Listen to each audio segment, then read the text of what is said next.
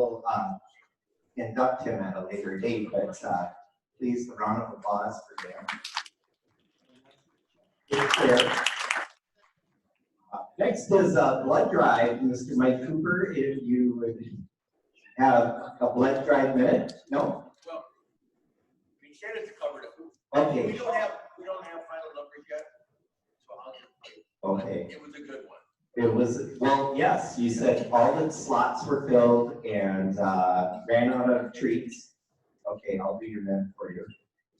So anyway, it was very successful, and we look forward to the next one. And thank you again, Mike and Gordy and Janet, for organizing that with the city. And it's great when we can team up, as Mike brought up yesterday, with whether it's city initiatives or other organizations that have their own initiatives. So Taste of Lakeville Minute, and I would like to, before Richard's not here, but before Adam comes up, acknowledge again the yeoman work that everyone pretty much in our club participated with. But I remember that this was the initial brainchild of Lowell Coleman, and it has morphed a little bit in the last couple of months. But thank you, Lowell, for that, and we are so appreciative.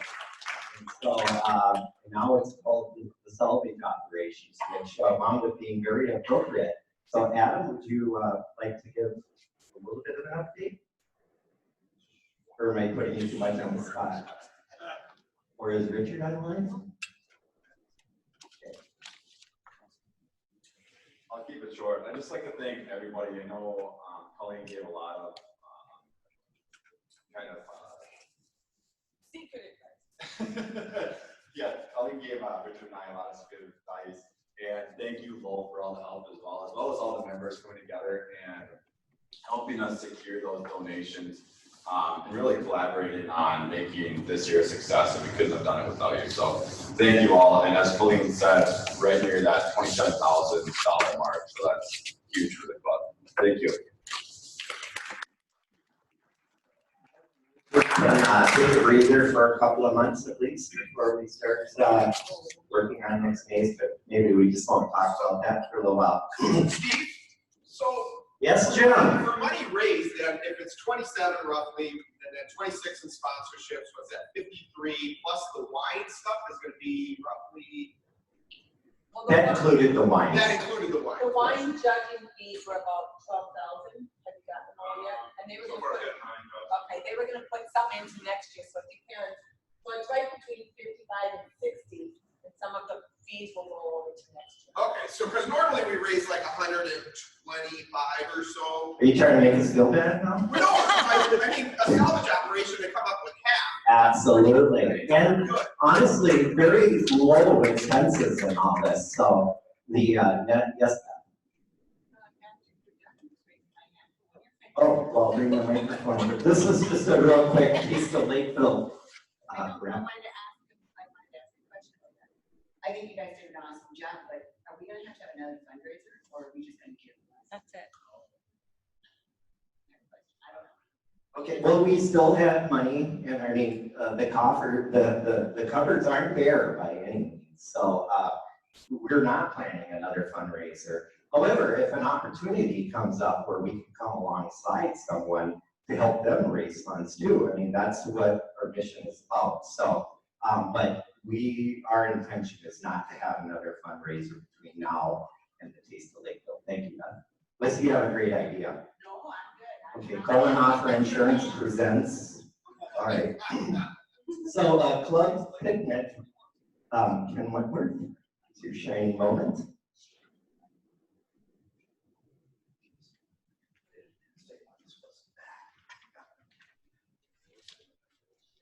All right, we've got the club picnic next Thursday now, I believe. Yes, I'm 1 week away now. We've got all the plans made. Everything is set up. We've got capacity. We'll have more food than we know what to do with, just because that's the way Lions Wine works. So we'll have some great barbecue ribs and pulled barbecue chicken. And so if you can't stay, come and just grab a bunch and bring home. So.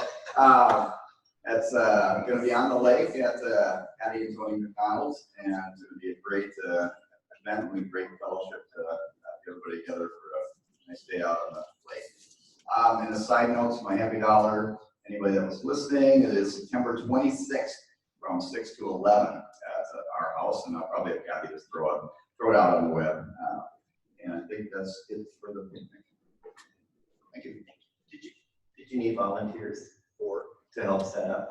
At 4 o'clock? Yes, volunteers, we appreciate it, sorry. Yes, so about between 3:30 and 4, we're gonna start setting up all the, South Metro Rental will be bringing all the stuff up to the front of the house. They won't bring it to the lakeside. So I'll bring all the chairs and tables down to the lakeside and get everything set up before 5 o'clock. So. And that means volunteers can start participating in the beer and the wine too, after the tables are set up. Now is the point where we have our program, and Amy Birkenbrack will be announcing our guest speaker.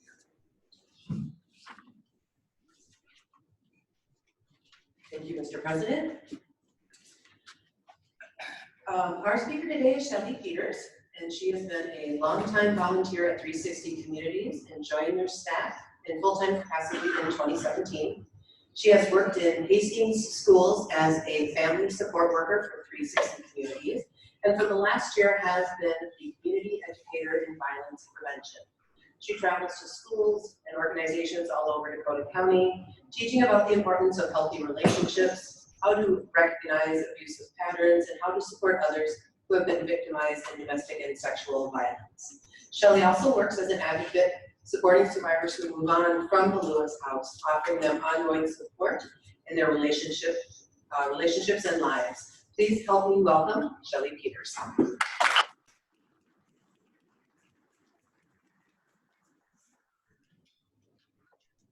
Thank you, Amy. Good morning, Rotarians. It's great to be with you today. This is the earliest I've gotten up in 6 months, so thank you very much for that. Feels good to get my day started early. So thank you. I have, like Amy said, worked for 360 for 3 years, but before that, I was a volunteer for a long time, offering support to the Lewis House in Beacon and Hastings. So made some donations, my family brought meals to them, I did some photography work for them, so this really has been an important part of my family, and we love to support them. So if you don't know about the Lewis House is a domestic violence shelter in Dakota County. We have 2 locations, and it's basically a safe house for women. So they can come there with their children and stay with us. Usually they stay with us for about 30 days. But they can stay with us for up to 75 days, or sometimes longer if they need a little more support finding a place to live. So we love the work that we do, all of us who work there. And if you know about 360 Communities, the Lewis House is actually just one portion of the work that we do. We have kind of 3 legs to our organization. We offer food and financial support to individuals in the community. We have 5 food shelves all over Dakota County. We offer school support, which is what I used to do in Hastings. So we have family support workers in schools all over Dakota County that offer support to any kids that are facing barriers that are preventing them from excelling in their education. So we call that program Partners for Success. And that's what I started as. I'm an education major. So when this opportunity came up for me to be able to teach about the work that we do and teach about violence prevention, I just couldn't resist. So I'm really glad that that's what I get to do now. Like Amy said, I travel all over Dakota County. I go to schools, organizations, churches, and businesses, and I talk about what violence is happening, domestic and sexual, and how to support people who are going through that. But I also talk about how to prevent it, warning signs, things to be prepared for and look for. And I think from, let's see, I started this position in October. So from October till March, when everything just shut down, I taught over 1,200 students. So that's how many people I was able to be in front of. And in 2019, at 360 Communities, we actually had the opportunity to present and teach to over 10,000 individuals in Dakota County. So that makes me so excited. Because the more people that learn about what a healthy relationship is, the better our situation is at the Lewis House, right? We have less people coming if they know how to be in a good, healthy relationship. So with that, one of the things that Amy had asked me to talk about was kind of some of the hurdles we're facing because of COVID. So people ask us all the time, are you seeing an increase in calls? Are you seeing more people come because of COVID? And the answer to that is varied. So there's a couple of obstacles that are in the way. First of all, because of COVID and stay-at-home orders and quarantine, our victims and their abusers are home together all day. And so it makes it a lot harder for someone to call a helpline for support, right? Because their abuser is right there with them all the time. So we've actually, at the beginning of the quarantine, we saw a decrease in calls, and it made us all very nervous because we know that violence is happening and people then were not calling us for support. And then as things slowly started to open up towards the end of May, we saw a huge increase in calls. So that kind of proved to us that because people were home, that was an obstacle for them to reach out for help. Also, a lot of the people that we work with, when they come to us, they might want to get an order for protection or a harassment restraining order, or they might need to go to court because the person who hurt them was arrested. And so our advocates just walk alongside them in that process. Well, because of COVID, all of the courts kind of shut down a little bit and everything was done on Zoom. If you wanted to file an order for protection, you had to do it online, and there were all of these kind of new rules. Well, for someone who has been victimized and they maybe have had to leave the home that they were used to living in, they're under this financial stress, they might not have access to technology to be able to do those things. And so we as advocates would have to come alongside and try to help people figure out how to do things online, and we were doing it from the phone. So it's just like all of these extra complications. So that was also a barrier and a hurdle, and sometimes people would just say, forget it, I give up. And so then they're not getting the help that they need because they're frustrated. Also, our shelters are a communal living space. So everyone shares the same kitchen, everyone shares the same living room, the bathrooms are shared among a few people, and so that has been a hurdle too. We are trying to keep the people who live with us safe, but they also leave and go to work and come back, and it's a very difficult thing. So there are people who have been in shelter and have said, I'm leaving because I don't want to be unsafe in my health by staying here. So we've had to make changes to our capacity as well. Normally at the Egan Lewis House where I work, we can have up to 40 people. Right now we can only have 20 people. So we aren't able to serve the amount of people that we have capacity for because of COVID. Let's see. Also, as you know, schools have kind of shut down. So the majority of work that I was doing was in schools. So for me, I'm not getting to be in front of students and talk about violence prevention like I used to. I have done some Zoom work and I've done several situations where I've created a Google Classroom for a class, and so they've kind of gone through what maybe I would have talked to them about through watching videos and reading some articles, but it isn't the same. So for me, I can't wait for that opportunity to be able to go back into schools and teach in person. And then also our advocates have not been able to go into hospitals. So anytime in Dakota County someone is the victim of sexual assault and they go to a hospital and they have to have an exam, one of our advocates gets called.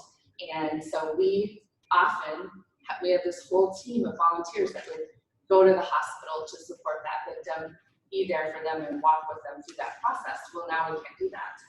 So we're not receiving those hospital calls as well. So those are just kind of some of the hurdles we face because of COVID, but the work continues. And all of our advocates are busy. We're all answering the helpline. We're working with individuals to just help them get through the struggles that they're going through, get the support that they need, whether it's financial, housing, mental health support, or even just being able to give them a ride, right? And so thank you for your Uber donations. A lot of women come to our shelter and they don't have a car, and then they need to get to court or take their kids somewhere. So they need that opportunity to use an Uber gift card. So thank you so much for that, and I appreciate your donations for that as well. So with that, I want to open it up for any questions you might have for me about the work that we do and things that are happening right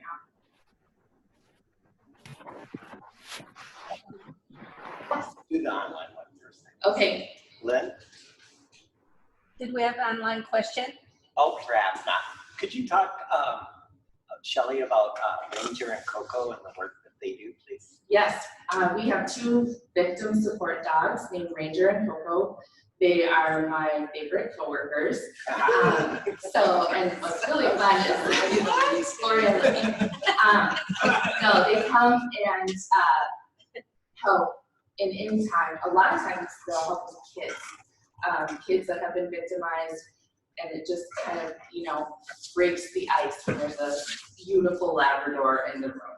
So Ranger is a black lab, and he works with one of our advocates in the Lkvl and Apple Valley area. Coco is another one. She also works in Lkvl and Farmington, but they go all over. So they'll sometimes go to court with people. They'll go to police interviews with someone. They're just really a great asset to our team. And as far as I know, in Minnesota, I don't think there are any other sexual and domestic violence workers who have victim support dogs. So we're very proud to have them on our team. We love them. So yeah. Yes. Right away during COVID, we heard that the number of the victims couldn't get away from the abusers because they were stuck at home.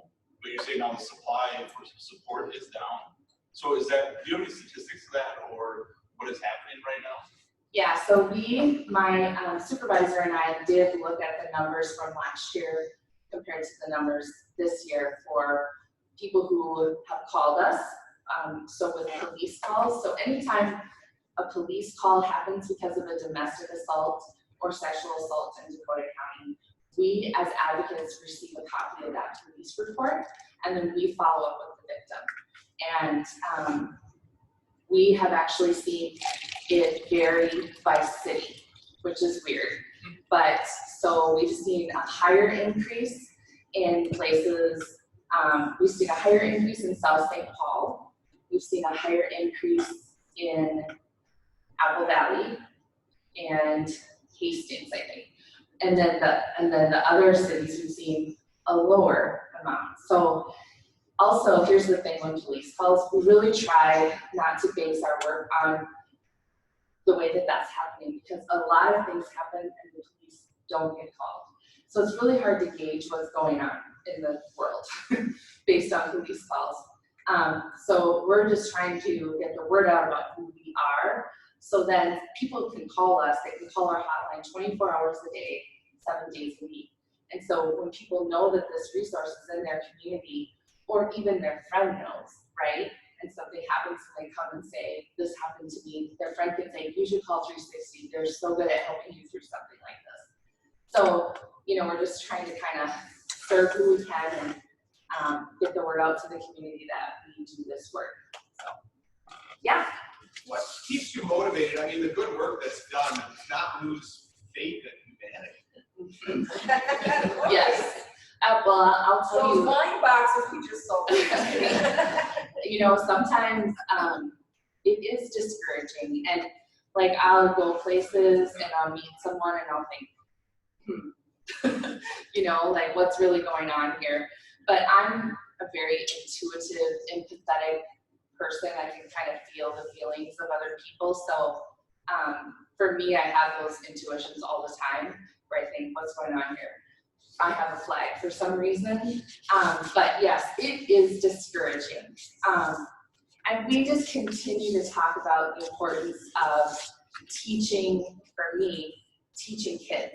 So if I can get a hold of every 9th grader in Dakota County and every 10th grader in Dakota County, which is the age where they start kind of going, oh, I want to start dating or being in relationships, I want to start figuring all this out. If I can get in front of them and teach them, this is what's healthy, this is what's not healthy, this is a flag that abuse could happen. If I can get in front of them and teach them that, I feel like we're equipping our society as a whole to prevent violence. Because what will happen then, someone in one of those classes has heard what I said, right? And maybe they never go through something like that, but I promise you, they will know someone who does. And so then they can say, wait, that's not okay. That's not a healthy relationship. So, I mean, I don't know. Yes. Can you tell us some of the red flags? Some of the red flags in an abusive relationship. Really, the root of abuse is power and control. That's what we teach. So it's an abuse of power and an abuse of control. So what we see is someone trying to control your phone, like per se, someone controlling your finances, someone forcing you to do things that you don't want to do, or even to be physical in a way you don't want to be. There are, like, with teenagers, some of the flags are like that possessiveness, like, if you don't stay with me, I'm gonna kill myself. And this sort of this manipulation, and then also like, give me your money, or you know what I mean? There's just this, anything that can be controlled. And there are manipulative patterns that kind of lead up to the actions. So we talk about the cycle of abuse with kids, that things start with, you know, this, everything's okay, but there's a few warning signs, but everything's gonna be okay. And then there's this explosive event, right? And this thing happens, and then the abuser's like, I'm sorry, I love you, I love you, I love you, I'll never do anything like that again. So there's this honeymoon phase, and then it starts building again towards that explosive behavior.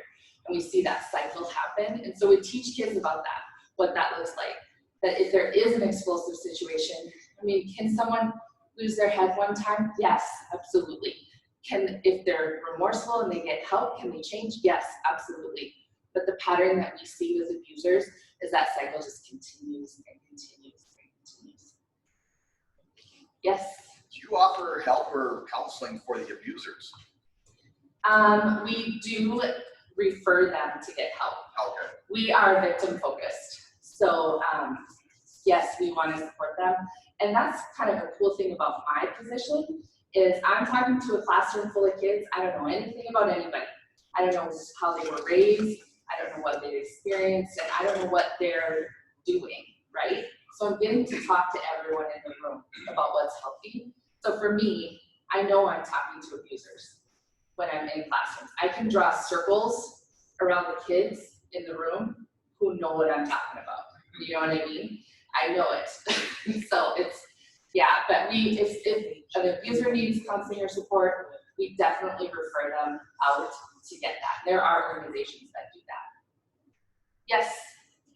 I would think that, you know, today's youth, social media and the texting and all of those types of things would offer an early signal of what the potential other person's characteristics are through nasty texts, those types of things. You know, potentially there's a problem brewing there for a personal relationship.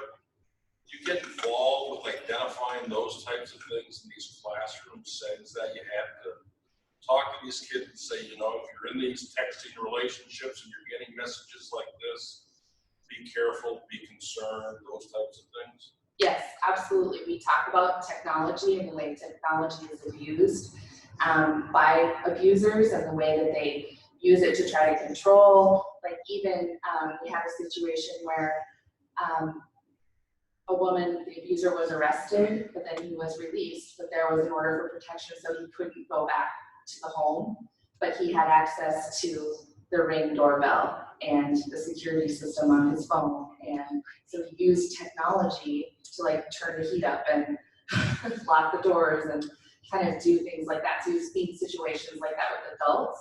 when I'm in classrooms with kids, I always talk about the importance of technology, of us using it safely and that it can be used against us. Like the first thing we do when someone comes to live with us at the Lewis house, the very first thing we do is say, turn the location services off on everything on your phone. Because we don't want people to know where the Lewis house is, right? We don't want abusers knocking on our door. So just teaching kids about that too, and just being safe with their location. Also the warning signs that can come. Also we see technology being abused where pictures are getting sent that are inappropriate, and then that one person is trying to hurt another person by sending those pictures. Those are all forms of abuse. And so we're just trying to teach kids about that. It's a new world, right? I have teenagers and I'm always talking to them about it. My poor boys. Yes, sir. If you're operating at 50% now capacity, where are the other options for people to go? Good question. So in the Twin Cities area, there's an organization called Day One, and even beyond the Twin Cities area. So they're kind of a hub for shelter availability. So when we have open beds, we will put it on the Day One website. The Egan Lewis House has 3 open beds. And then Day One receives calls, so all over, if someone is homeless and they're escaping violence, they call us and look for a bed. And so we have very rarely have an empty bed. If we have an empty bed, it's only empty for like a night, you know, and then the next day we clean it and it gets filled. So Day One refers to us a lot, and then a lot of our referrals are directly from the police department. So, you know, someone is in a domestic in Lakeville and the police officer will call us with the victim on the phone and tell us what happened, and then we will screen that victim and say, you know, do you need to come and stay with us? Do you need a safe place to be? Are you afraid to be where you are? And so that happens a lot too. And if that answer is yes, and you're full, you have access to that Day One? Absolutely, yep. And if someone is in immediate danger and they call us, it's like say midnight, right, on a Tuesday, and they call us, Day One's not open. So we'll put up a bed in our conference room to get them through the night, you know, and then try to get them something a little more stable the next day, if possible. Anyone online have a quick question? Well, Shelley, we'd like to thank you, and don't run off. A couple of quick, you might have picked up that this club here is very much in lockstep with the cause and the initiatives with 360s, and not only our Rotary Club, but other Rotary clubs too. And as individuals and as businesses, Lakeville really believes in the cause and everything we do. So, and I had the opportunity to meet Ranger and Coco for a video shoot at the police station, and let me tell you, those dogs know how to light up a room with the police officers that are normally, you know, kind of tough-looking guys. They see those dogs, they're giving them treats. The dogs know what drawers to go to, but very calming influence of giving on the police officers. So great job with that too. So, and in honorarium for you speaking today, we will be giving an honorarium to Treehouse, which is a local, has a lot of the same causes that you support. So thank you. And as a token, we'd like to give you our coin as a 4-weight test iron. Oh, So yay. thank you very much. Thank you. Appreciate it. Yeah, thank you.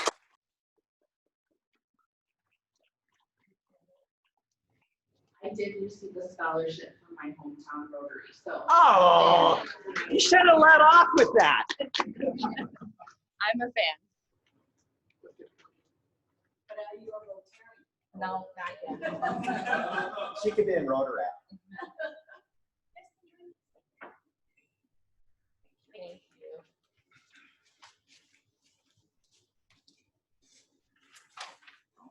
Okay. Right on time, 8 o'clock. So we would all rise and do the 4-weight test. online too. In the things we think, say, and do, is the truth.